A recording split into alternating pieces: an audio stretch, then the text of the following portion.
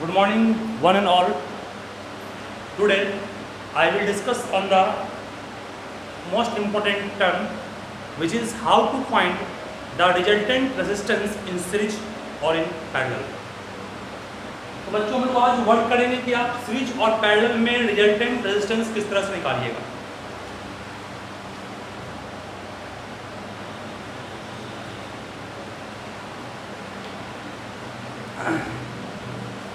Topic है resultant resistance in series और parallel. Series and parallel. हमने आपको पिछले वीडियो में सीरीज और पैरेलल का एक कॉन्सेप्ट दिया था शॉर्ट में। अगर रास्ता एक ही हो करंट के फ्लो करने का तो वो सारा रेसिस्टर सीरीज में है, और अगर रास्ता बट जाए तो वो किस में होगा? पैरेलल में। इस चीज़ को आप सभी पिछले वीडियो को देख करके भी समझ सकते हैं। लेकिन लास्ट में जो मैं पढ़ाया था, एक बार सब जरूर देख लो पिछले वीडियो को, लास्ट वाले टर्म को, कि अगर करंट का ब्रांचिंग हो जाए तो वो पैरेलल में, ब्रांच नहीं हुआ तो वो किस में होगा? सीरीज में होगा। सबसे पहले बाबू हम रिजल्टेंट का मीन लाइन। रिजल्टेंट का मतलब होता है टोटल, या इसी को हम लोग कहते हैं नेट, या इसी को कहते हैं इफेक्टिव, या फिर इसी को कहते हैं इक्विवेलेंट। ये तीनों नाम रिजल्टेंट का ही है। किसी को कोई दिक्कत कहीं भी है तो बोल सकते हैं। नेट, टोटल, इफेक्टिव, इक्विवेलेंट या रिजल्टेंट, ये सारा मीनिंग एक है। ठीक है। तो रिजल्टेंट का मतलब क्या हुआ? जब मान लीजिए कि अगर एक बडी आपके पास है, एक बडी पर एक आदमी लगाया फोर्स 5 न्यूटन, दूसरा लगाया फोर्स 7 न्यूटन। मैं पूछूंगा what is the net force, तो कहोगे सर 7 + 5 12 न्यूटन, कहोगे ना।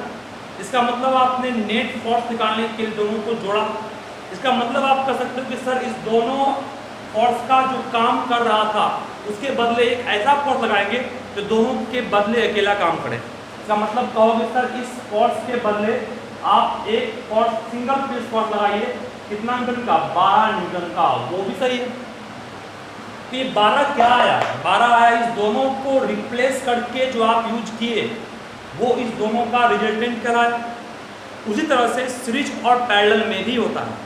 अगर आप एक इलेक्ट्रिक सर्किट में 2 या 3 या 4 रेजिस्टेंस यूज किए हैं तो उन सबों को हटा करके एक ऐसा यूज करना जो सबों के बदले अकेला काम करे, उसी को उसका हम रिजल्टेंट या नेट या इफेक्टिव रेजिस्टेंस करते हैं। जैसे आप समझिए हमारे क्वेश्चन को ध्यान से, मैं क्या कहना चाहूँ।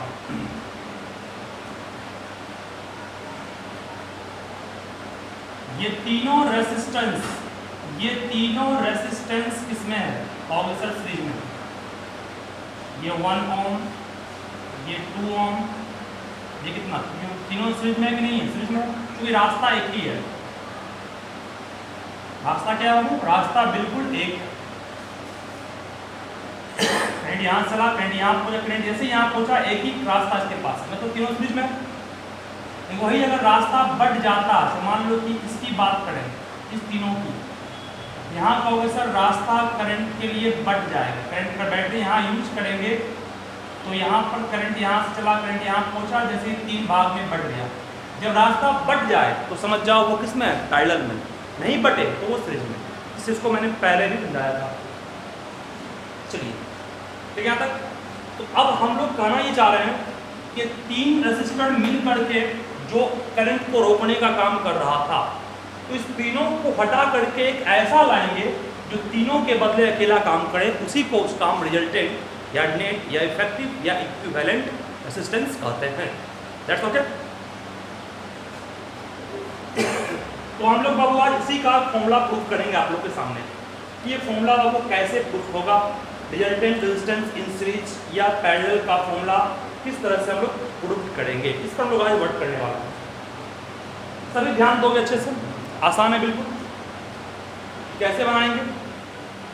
सभी ध्यान दोगे।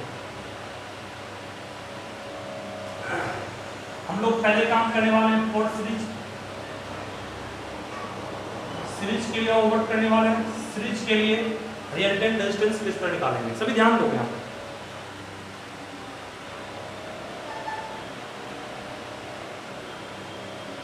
ये आपके पास इलेक्ट्रिक सर्किट है, इस इलेक्ट्रिक सर्किट में आपको दिख रहा है कितना रेजिस्टर यूज किया गया है।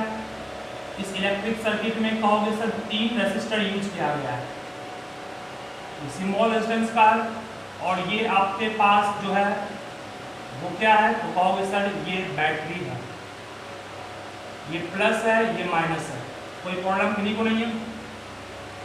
करंट यहाँ से चला, R1 है, इसका रेजिस्टेंस R2 है, इसका रेजिस्टेंस R3 है, बैटरी का वोल्टेज V वोल्ट मान लिया मैंने, ठीक है।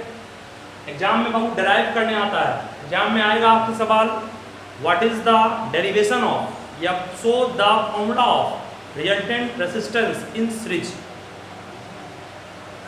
ठीक है। मैं ध्यान से समझा रहा हूँ, क्वेश्चन फॉर्म कर रहा हूँ डेराइव, एग्जाम में पूछता डेराइव द फॉर्मूला ऑफ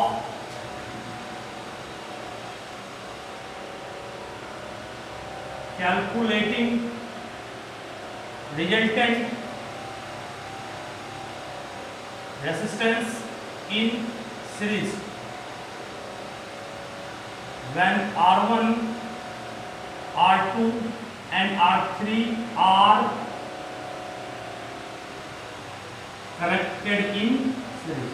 तो R1, R2, R3 को सीरीज में कनेक्ट करेंगे तो रिजल्टेंट रेजिस्टेंस किस तरह से निकलेगा वो मैं आपके सामने आज रखने वाला हूँ, सभी ध्यान समझो के चुके हैं।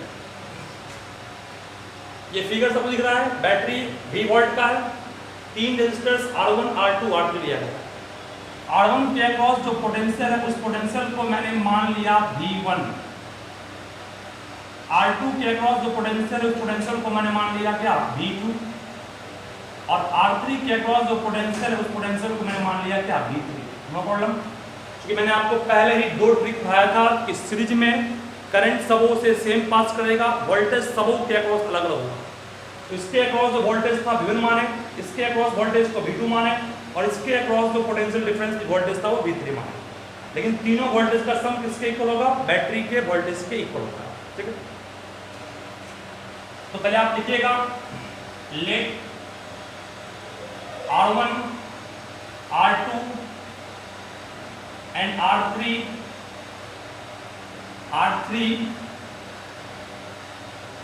resistors having resistance R1, having resistances are connected in series, and V1, V2 and V3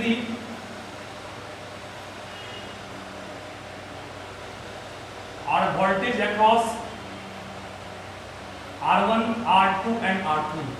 यहाँ V1, V2 और V3 का वोल्टेज है R1, R2 और R3 के अक्रॉस। इन्हीं को कोई दिक्कत कहीं है, बोलो उसको नहीं। करंट अगर बैटरी से I अमाउंट पे चला तो बोलो हर एक पार्ट में करंट कितना आएगा, I जाएगा। तो मैंने आपको कहा था सीरीज में करंट जो अब होता है वो सबों में सेम जाता है, जबकि पोटेंशियल सबों में क्या होता है डिफरेंट। ये मैंने आपको पहले पढ़ाया था, उसी चीज को यहाँ मेंशन कर दिया। तो यहाँ तक ये डायग्राम, ये स्टेटमेंट और ये क्वेश्चंस आप सभी ध्यान से रखिएगा। मान लेंगे let I be the current flows from battery, yes sir. Now मान लेते हैं let capital R be resultant resistance. क्या मान लिया मैंने, रिजल्टेंट रेसिस्टेंस कितना है, कैपिटल आर मान लिया। मतलब इस तीनों को हटा करके इसके जगह पर एक सिंगल रेजिस्टर जो पुट करेंगे उसका रेजिस्टेंस क्या माना मैंने, आर माना है। ध्यान देना। Now total voltage, total V है, टोटल वोल्टेज को V1 plus V2 plus V3 का होगा। नहीं कहते आपको हम कि तीनों वोल्टेज का सम बैटरी के वोल्टेज के इक्वल होगा। समझ में ये V कौन सा वोल्टेज है? V टोटल वोल्टेज है। ओम्स लॉ में आप पढ़े थे V इक्वल्स क्या होता है? I इंटू R होता है। जब वोल्टेज टोटल तो करंट भी टोटल लेंगे और रेजिस्टेंस भी टोटल लेंगे। टोटल रेजिस्टेंस कितना है बाबू? कैपिटल R है। तो प्रॉब्लम वोल्टेज टोटल तो करंट तो टोटल सबसे I फ्लो कर रहा है। रिजल्टेंट रेजिस्टेंस R माने जिसको टोटल रेजिस्टेंस कहते हैं। जब वोल्टेज टोटल है करंट भी टोटल होगा, रेजिस्टेंस भी टोटल होगा। V1 वोल्टेज थ्रू क्या R1 है। R1 के क्रॉस V करंट कितना गया? I गया। रेजिस्टेंस कितना? R1। V2 के अक्रॉस भी I कितना गया? I गया। रेजिस्टेंस कितना? R2। और ये भी कितना? R।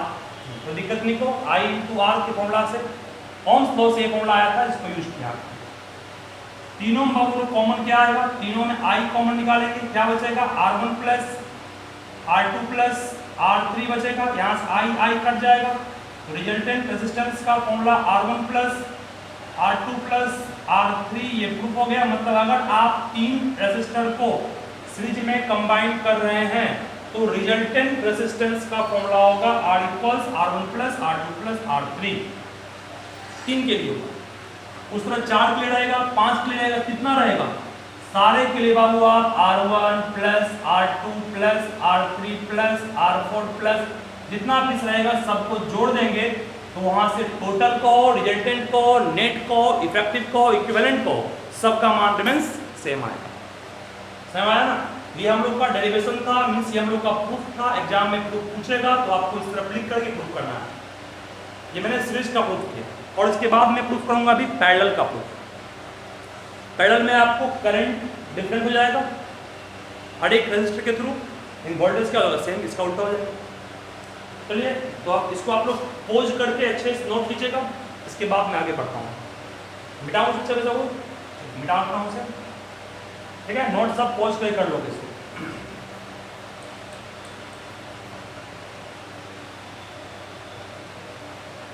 उसके बाद अब आइए सीरीज के बाद और पैरेलल। और क्या हो गया वो? पैरेलल, ठीक है? और पैरेलल टॉपिक हम लोग का है। पैरेलल के लिए रिजल्टेंट कैसे निकालेंगे?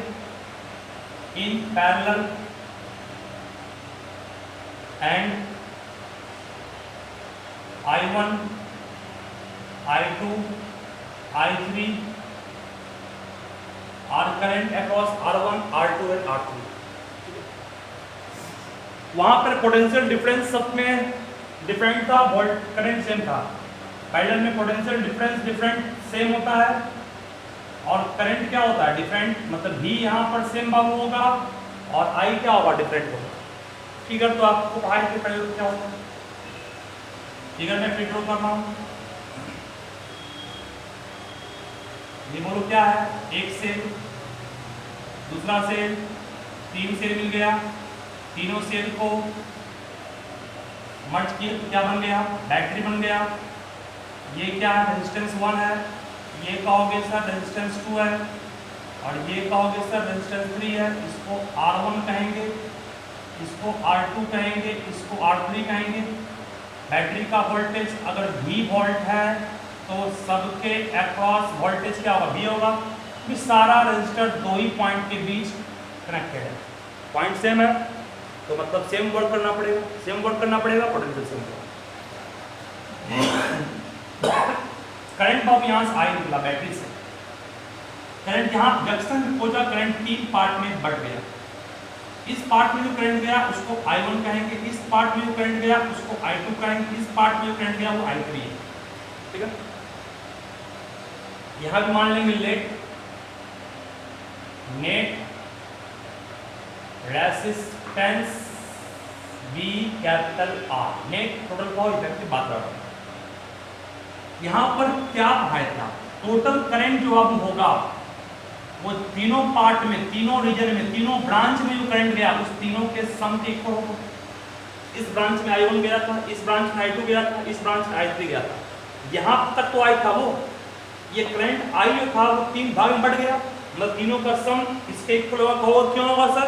कि आप पढ़े हैं कंजर्वेशन ऑफ एनर्जी, करंट भी एक एनर्जी है, एनर्जी कॉन्सेप्ट से टोटल करंट रिमेन सेम होगा बैटरी से प्रोड्यूस हुआ, कोई प्रॉब्लम नहीं को। आई का फॉर्मूला क्या होगा आप याद कीजिए, आई इक्वल्स पढ़ाए थे V बाय R, राइट। जब आई टोटल तो voltage total, resistance total, on source कौन हुआ है, यहाँ पर वोल्टेज भी V है, हर एक के अक्रॉस वोल्टेज बैटरी का सेम होता है, और रेजिस्टेंस कितना हो गया R1, यहाँ पर वोल्टेज V, रेजिस्टेंस कितना हो गया R2, वोल्टेज V, रेजिस्टेंस कितना होगा R3, तीनों में कॉमन कहोगे क्या आएगा, इस तीनों से V कॉमन निकालेंगे तो 1/R1 plus 1/R2 plus 1/R3, V और V कट गया, यहाँ से 1/R इक्वल फॉर्मूला हो गया 1/R1 plus 1/R2 plus 1/R2। This is the formula of resultant resistance when connected in parallel. ठीक है यहाँ तक बच्चा। नाउ शॉर्ट ट्रिक बता रहे हैं फॉर टू रेजिस्टेंस। अगर आपके पास दो रेजिस्टेंस है 1/R इक्वल्स क्या होगा 1/R1 प्लस 1/R2। इसी को शॉर्टकट में आप लिख सकते हैं सर रिजल्टेंट रेजिस्टेंस अगर निकालना हो पैरेलल में दो पीस का, सिंपल है R1 into R2 bye R1 plus R2, दो पीस के लिए मान्य होगी। ठीक है यहाँ तक। तीन रहे तो तीन का रिजल्टेंट रेजिस्टेंस का शॉर्ट ट्रिक है R1 R2 R3 bye R12 R23 R1 नहीं R123 A B B C S C set करेंगे, ये तीन के लिए मान्य है, ये दो के लिए मान्य शॉर्टकट तरीका। ठीक है एग्जांपल दें, मान लो बाबू ये दो रेजिस्टेंस है, ये रेजिस्टेंस और ये 2 ओम है, ये आपके पास 4 ओम है, मैं दोनों कहूँगा पैरेलल में है तो ब्रांच हो गया ना, तो रिजल्टेंट क्या होगा R1 into R2 bye R1 plus R2, 8/6 answer हो गया इसका। दो पीस अगर आप पैरेलल कनेक्ट किए शॉर्टकट फॉर्मूला से R1 R2 R1 plus R2, ये यहाँ तक दिक्कत नहीं है कहीं पर भी, इसको भी आप नोट अच्छे से पॉज कर लीजिए। ये पूरा प्रूफ बाबू ये एग्जाम्पल एक दिया मैंने, कॉन्सेप्ट है ये आई डिफरेंट वोल्टेज सेम होगा। ठीक है एक चीज मैं आपको और सिखा रहा हूँ, जाता हूँ उसको आप लोग नोट पॉज करके अच्छे से कर लीजिएगा। अगर इस दोनों को आपने जोड़ा पैरेलल में तो रिजल्टेंट कितना आया, रिजल्टेंट आया आपका 4/3, दैट मींस 1/1 1.33 ओम। तो इसी दोनों को जोड़ते सीरीज में तो बोलिए क्या आता, सीरीज में जोड़ते तो रिजल्टेंट आता आपके पास 2 + 4 है ना, सीरीज के लिए 6 ओम आता, तो 6 बड़ा कि इतना बड़ा ये बड़ा, मतलब कि टोटल रेजिस्टेंस सीरीज में क्या होगा बढ़ जाता है और पैरेलल में क्या घट जाता है। मतलब कहना बाबू इससे हम ये चाह रहे हैं कि अगर आप दो रेजिस्टर को कनेक्ट किए हैं सीरीज में तो रिजल्टेंट बढ़ जाएगा, वही दोनों को अगर जोड़े पैरेलल में तो रिजल्टेंट रेजिस्टेंस घट जाएगा। दोनों को जोड़े पैरेलल में रिजल्टेंट 1.33 आया, दोनों को जोड़े सीरीज में रिजल्टेंट 6 आया, बढ़ गया ना। इसका मतलब सीरीज में आप रेजिस्टेंस को अगर जोड़ते हैं तो रेजिस्टेंस बढ़ेगा करंट घटेगा, और पैरेलल में रेजिस्टेंस घटेगा करंट बढ़ेगा। That's okay. इन सारे चीज को आप अच्छे ध्यान रखिएगा। आज का टॉपिक आपका समाप्त हुआ। इस पर बेस्ड मैं 10 क्वेश्चन पर कल आपको फीडबैक करूंगा और उस 10 क्वेश्चन को आप बना लीजिएगा, आपका पूरा कॉन्सेप्ट हो जाएगा क्लियर सीरीज और पैरेलल के numericals. Thank you, have a nice day. आज के लिए